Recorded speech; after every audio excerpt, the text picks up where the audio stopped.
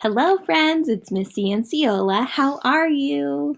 Last time you heard the ninth chapter of one of the books from the Puppy Play series, Mocha.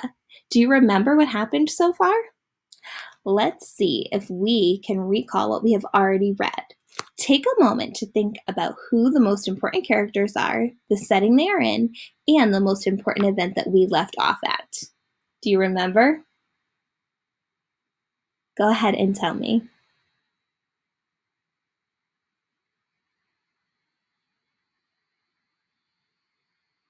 Charles Peterson is traveling with his parents, sister Lizzie, brother the Bean, and dog Buddy. They're visiting Charles' Uncle Stephen, Aunt Abigail, and his cousins, Becky and Stephanie. They're at his cousin's house for Thanksgiving. A stranger came, though, and dropped off a dog, who they decided to name Mocha. When they took her to the vet, they found out that she doesn't have a microchip to help them figure out who her owners are. So they either have to find a different way to do that or help her find a new family who can adopt her. Becky and Charles are also on a mission to figure out who lives in the large mysterious house down the street. When they were on that mission, they forgot to bring back the lemons for Aunt Abigail from the store. So Uncle Stephen went out to get them, but there was a really big storm happening and he hadn't come home yet. So Becky and Charles took his dad out the shortcut way to the store to see if everything was okay. When they got there, they saw that a big tree had fallen and broken the windshield on Uncle Stephen's car. Everyone was okay, and thankfully someone came to help remove the tree so that everyone will be able to get home safely. When we finished chapter 9, I was left wondering who the person was that came to help remove that tree that Becky gave that red handkerchief to. What were you wondering?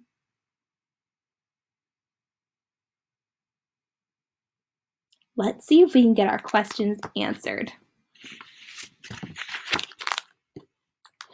It sure is, the man said, smiling.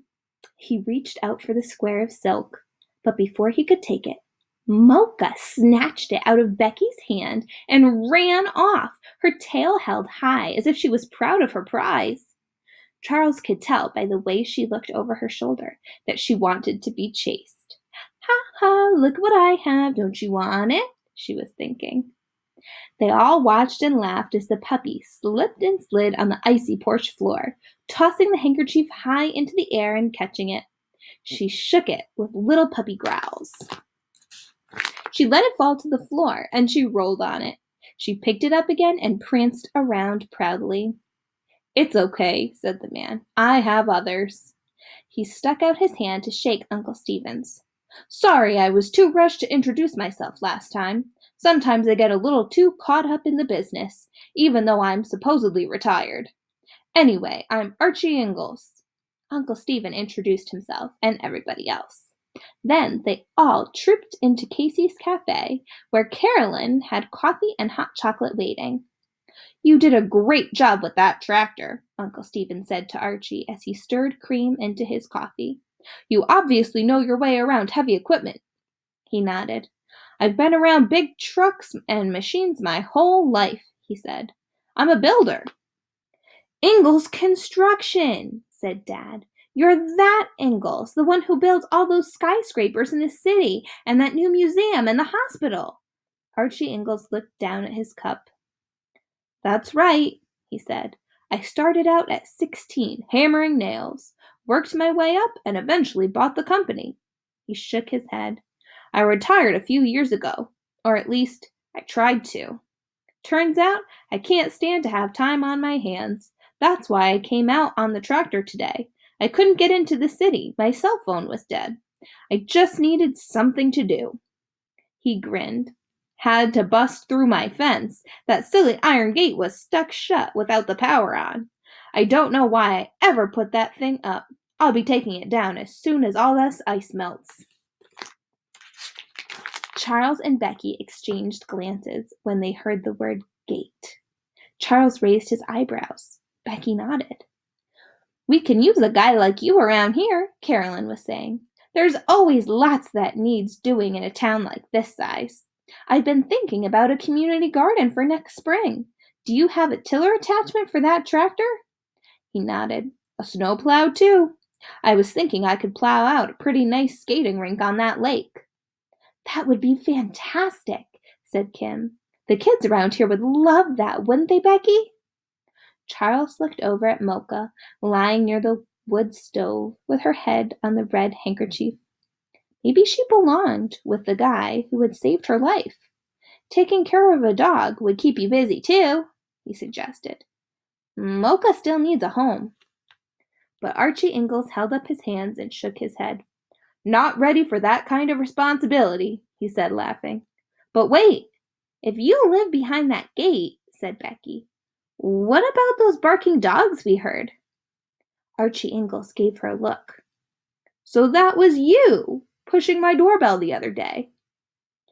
"We just wanted to return your handkerchief," Becky said in a small voice. He laughed. "The dogs are a recording," he said. "Another silly idea. It's not like I need high security for my little cabin, is it?" He told them about the cabin he had built at the top of the long driveway.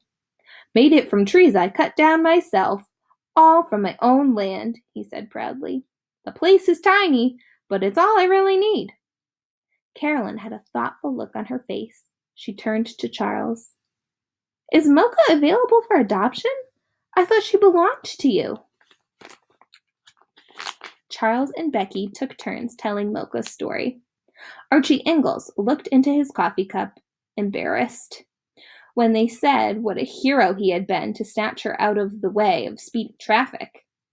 By the time they finished, Kim and Carolyn were looking at each other and nodding. "We've been wanting a dog for a while," Kim said. "A general store needs a dog, a meter and greeter for all our customers. And Mocha is so friendly and so mellow. She'd be a perfect store dog. Do you think she'd like it here?" "Are you kidding?" Charles asked. He knew Mocha would be in heaven, making new friends every day. "Look at her." Mocha lay by the wood stove, gnawing on a chunk of firewood. She looked back at the group of smiling faces and thumped her tail. Weeks later, the Petersons were still talking about it. "That was the best Thanksgiving ever," said Charles to his mom one afternoon just before Christmas. "Archie Ingalls didn't even seem to mind that there was no lemon tart," Mom teased. "Those pies that Kim and Carolyn brought made up for it, didn't they?" Charles nodded. It had been fun to see everyone gathered around the big table lit by candles all down the center. The house had been cozy, warmed by 2 wood stoves, and even without power, Aunt Abigail had managed to create a memorable feast. She had not been fazed for 1 second when Uncle Stephen brought home 3 extra guests.